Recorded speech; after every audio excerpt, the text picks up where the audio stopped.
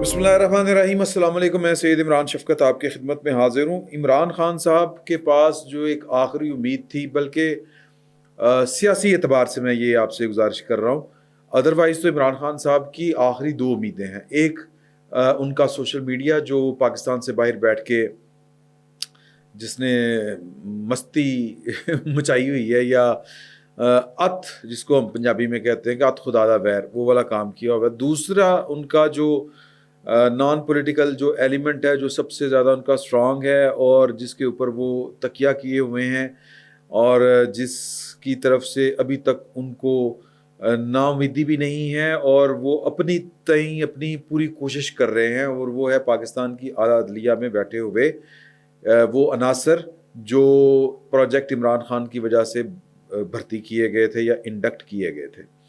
لیکن سیاسی اعتبار سے ان کی جو کہہ لیں کہ جو سب سے زیادہ امیدیں ہیں وہ مولانا فضل الرحمان صاحب سے تھیں.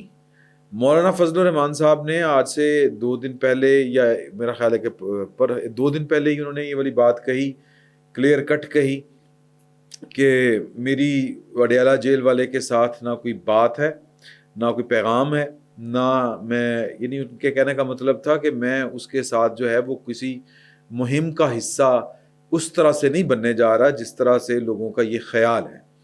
البتہ پاکستان کی اسٹیبلشمنٹ اور اسٹیبلشمنٹ کا جو بیہیویئر ہے، اور وہ بیہیویئر کیا ہے، وہ بیہیویئر یہ ہے کہ ان کا گلہ شکوہ ان کے بقول، یا ان کے جو ان کو سیاست کو، ان کے کردار کو اور ان کی ذات کو سمجھتے ہیں، وہ کہتے ہیں کہ جی کہ سب کو دیا تھا تو میں کیوں اتنا برا تھا. اور ویسے بھی کچھ لوگ کہتے ہیں کہ جی کہ ان کو سب سے زیادہ دکھ جو ہے وہ اسٹیبلشمنٹ کے بعد وہ نواز شریف صاحب سے ہے، کہ نواز شریف صاحب ان کے ساتھ کھڑے نہیں ہوئے، اور وہ اپنے آپ کو پاکستان کے صدر کے فریم میں دیکھ رہے تھے، یا اس تناظر میں دیکھ رہے تھے. ایک ان کو وہ بھی نا امیدی ہوئی. دوسرا ایلیمنٹ جو ہے ان کی ساری سیاست 98% وہ کے پی کے میں ہے، اور کے پی کے میں 2 ایلیمنٹس جو تھے، ایک پختون ایلیمنٹ اور دوسرا مذہبی کہہ لیں کہ رجحان رکھنے والا جو ایلیمنٹ ہے، وہ بھی عمران خان صاحب لے اڑے ہوئے ہیں. عمران خان صاحب کی لیک سلیک اور عمران خان صاحب کا ٹارگٹ پاکستان کی جو کل عدم تنظیم ہے تحریک طالبان پاکستان، وہ پہلے دن سے تھا. نہ صرف تحریک طالبان پاکستان بلکہ افغان طالبان بھی. تو اب ان کو لگتا ہے کہ اگر انہوں نے کے پی کے میں سیاست کرنی ہے تو پھر یہ دونوں ایلیمنٹس جو ہیں جو ان سے چھین لیے ہیں عمران خان صاحب نے، وہ ان کے ساتھ ہونے چاہیے، یا ان کا ان کے اوپر فوکس ہونا چاہیے. تو کیونکہ مولانا فضل الرحمان صاحب، ظاہر ہے کہ یہی 2 ایلیمنٹس ہیں، تیسرا تو ایلیمنٹ ان کی سیاست کا ہے کوئی نہیں. سندھ میں ان کے ایک آدھ کوئی مدرسہ ہے، ایک آدھ سیٹ کے اوپر وہ کوشش کرتے ہیں، ہمت کرتے ہیں، لیکن وہاں پر پیپلز پارٹی بڑے زوروں کے اوپر ہے. تو پوائنٹ اس میں یہ ہے کہ مولانا فضل الرحمان صاحب چاہ کے بھی عمران خان صاحب کے ساتھ نہیں چل سکتے. ایک بات اپنی جگہ کے اوپر ہے، لیکن عمران خان صاحب کا یہ خیال تھا کہ مولانا فضل الرحمان صاحب جو ہیں وہ اگر ان کے ساتھ مل جاتے ہیں تو اس وقت ان کی جو مین پاور ہے، جو اسٹریٹ پاور ہے، وہ آلموسٹ 9 مئی کے بعد ختم ہو چکی ہے پاکستان تحریک انصاف کی. تو وہ کندھا مولانا فضل الرحمان صاحب کا، مین پاور مولانا فضل الرحمان صاحب کی استعمال کرنا چاہتے ہیں، لیکن وہ بات بن نہیں سکی. مولانا فضل الرحمان صاحب نے یہ جب کلیریفیکیشن دی تو اس سے اگلے دن، یعنی کہ آج جب یہ ولاگ آپ کے پاس پہنچے گا تو میرا خیال ہے کہ ڈیٹ تبدیل ہو چکی ہوگی، لیکن آج جو ہے وہ آج کی تاریخ میں وزیر اعظم پاکستان جناب شہباز شریف صاحب مولانا فضل الرحمان صاحب سے ملنے ان کے گھر چلے گئے، اور یہ ابھی ابتدا ہے. مولانا فضل الرحمان صاحب شاید جو دباؤ ڈال رہے تھے وہ دباؤ بھی اسی نیت سے تھا.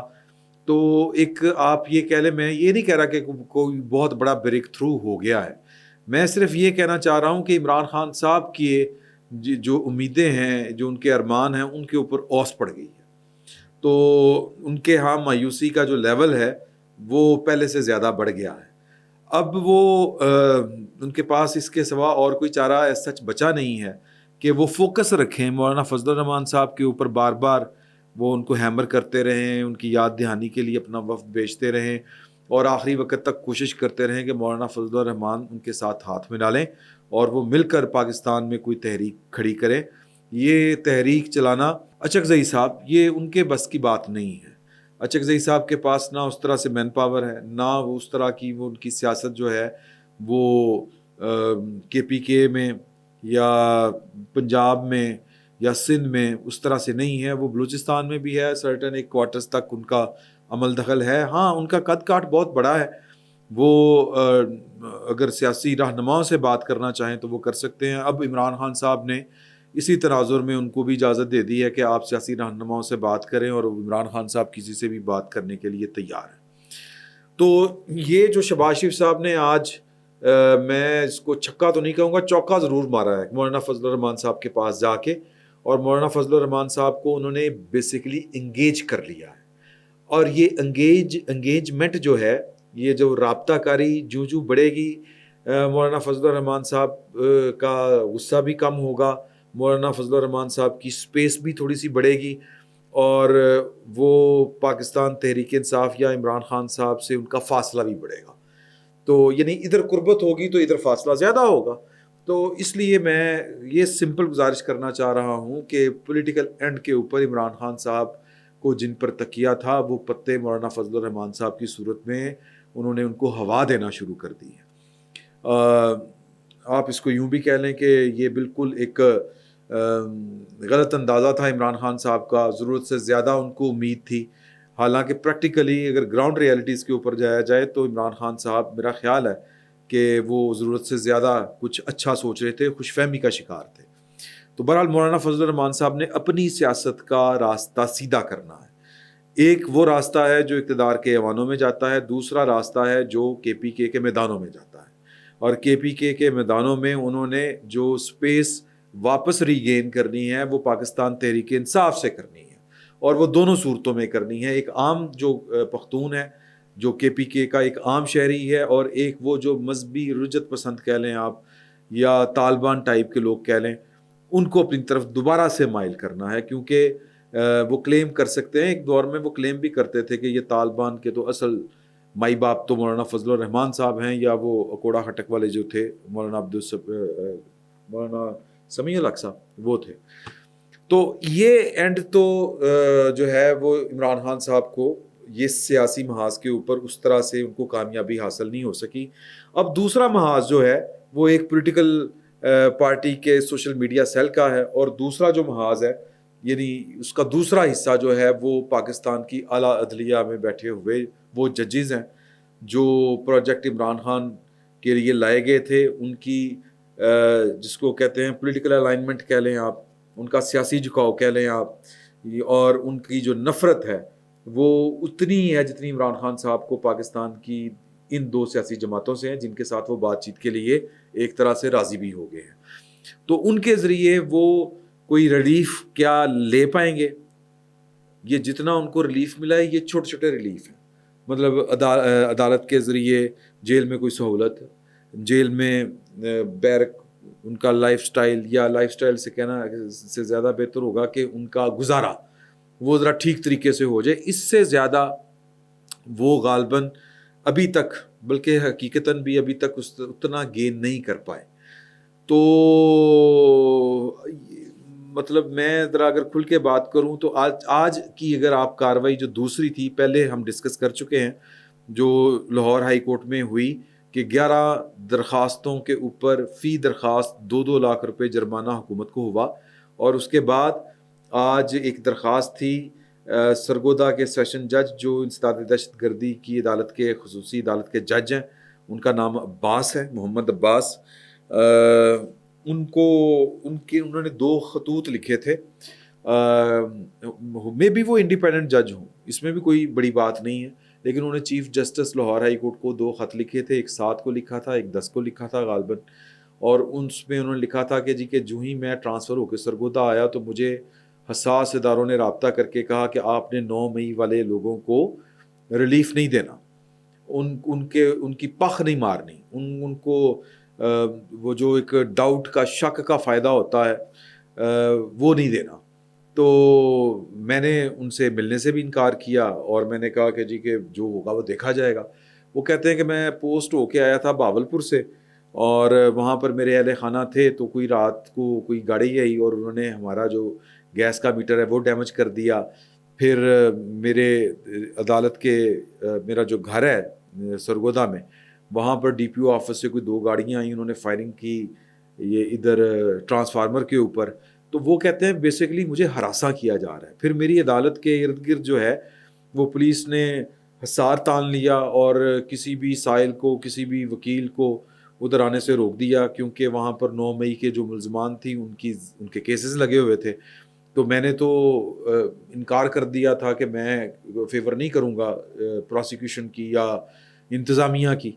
تو اس کا نتیجہ یہ نکلا کہ میری عدالت تک رسائی روک دی گئی. تو یہ بیسیکلی کار سرکار میں بلکہ عدالتی امور میں مداخلت ہے، اس پر نوٹس لیا جائے. تو اس پر توہین عدالت کی کارروائی سے متعلق ایک اسٹیٹ بنام فیڈرل سیکرٹری کیس تھا، جس پر فیصلہ آج chief justice Lahore high court نے محفوظ کر لیا ہے. اس میں انہوں نے پاکستان کی جو انتظامیہ ہے اس کو ذرا جو حکومت ہے، فیڈرل گورنمنٹ ہے، جو حساس ادارے ہیں، ان کے بارے میں اچھے خاصے تگڑے ریمارکس دیے ہیں انہوں نے، اور فیصلہ انہوں نے محفوظ کر لیا ہے. اور انہوں نے کہا کہ جی کہ آپ انڈیپینڈنٹ جج برداشت نہیں کر سکتے، عدالتوں کو مذاق بنایا ہوا ہے، آپ کے کور کمانڈر کے گھر پر حملہ ہوا تو اس پر عدالتوں نے فیصلے کرنے ہیں، صوبے کی سب سے بڑی عدالت پر وکلاء نے حملہ کیا تو آپ نے کسی کو مقدمے میں نامزد نہیں کیا. اس طرح کی باتیں انہوں نے بڑی کی اور فیصلہ انہوں نے محفوظ کر لیا. اب فیصلہ کیا آئے گا یہ آنے والے دنوں میں پتہ چل جائے گا. لیکن بات یہ ہے کہ ایک مطلب میں سمپل یہ کہنا چاہ رہا ہوں کہ ریاست کسی اور طریقے، اور ریاستی ادارے جو ہیں وہ، اور جو نارمز اینڈ ویلیوز ہیں جو پاکستان کی ہیں، جو دستوری ہیں، یہ ان میں کلیش ہے تھوڑا سا، اور وہ اچھا خاصا کلیش ہے. میں صرف دستور کی بات اگر ہوتی تو سمجھ میں آتی تھی. یہ بات ہے، یعنی آپ یوں سمجھے کہ دستور ایک سائڈ پہ ہے اور دستور کی آڑ میں یہ والے کام ہو رہے ہیں. جو 9 مئی کے ملزمان ہیں ان کو اگر کوئی اسی طرف سے رعایت مل رہی ہے تو وہ جو رعایت ہے وہ کسی سیاسی تگڑم کے چکر میں وہ رعایت ہے، اور ریاست جو ہے وہ اس رعایت کو قبول نہیں کر رہی یا اس برداشت نہیں کر رہی. تو اب جو لیگل فریم ورک ہوتا ہے، اب اس لیگل فریم ورک میں تو چیزیں اس طرح سے نہیں چل سکتی جس طرح سے وہ چاہ رہے ہیں، تو جو ریاستی ادارے جس طرح سے چاہ رہے ہیں.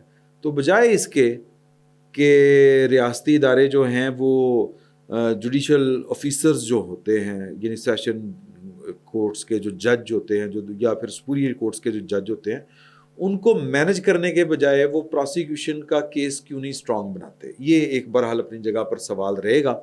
اس پر میرا خیال ہے تھوڑی سی محنت زیادہ کرنی پڑے گی، تھوڑا سا غور زیادہ کرنا پڑے گا، تو چیزیں گڑبڑ سے بچ سکتی ہیں اگر وائزلی چلا جائے، اگر پروسیکیوشن جو ہے وہ مکھی پر مکھی نہ مارے، کیس مضبوط بنائے، کیس اسٹرانگ بنائے، اور چیزوں کو پراپر طریقے سے لیگلی مینج کرے، تو چیزیں اس طرح سے بھی ٹھیک ہو سکتی ہیں. نہیں تو پھر طریقہ وہی ہے کہ جنہوں نے آپ کے گھر کے اندر جو چور بیٹھے ہوئے، یا وہ چور تو خیر نہیں کہنا چاہیے، جنہوں نے کام خراب کیے، جنہوں نے یہ سارا فساد کھڑا کیا، پہلے ان کو پکڑ لیں، بعد میں سارے آپ کے ہاتھ میں آ جائیں گے. تو چیزیں تھوڑی سی کہہ لیں کہ گڑبڑ کا شکار ہے، لیکن یہ گڑبڑ زیادہ دیر چل نہیں سکے گی. میں صرف اتنا کہنا چاہ رہا ہوں کہ جو عمران خان صاحب کی محبت میں چیزوں کو اپنی مرضی کے مطابق ڈیل کرنا چاہ رہے ہیں عمران خان صاحب کو بچانے کے لیے، شاید ریاست اور ریاستی ادارے جو ہیں وہ اس حد تک جانے نہیں دیں گے. اور یوں عمران خان صاحب کو اگر میں کہوں کہ سیاسی محاذ کے اوپر بھی پسپائی اختیار کرنا پڑی یا ان کی پسپائی ہے، پھر وہ جو موقف لے کے بیٹھے ہوئے تھے کہ جی کہ میں ان چوروں ڈاکوؤں لٹیروں سے بات نہیں کروں گا، اس پر بھی وہ راضی ہو چکے ہیں. اور وہ راضی اس لیے ہوئے ہیں کہ ان کو عدلیہ سے بھی اور اپنی سوشل میڈیا ٹیم سے بھی جو توقعات تھیں وہ توقعات ان کی پوری نہیں ہو سکیں. تو مایوسی کا عالم شدت اختیار کر رہا ہے. آنے والے دنوں میں یہ شدت اور بھی زیادہ بڑھے گی. فی الوقت اتنا ہی. بہت بہت شکریہ.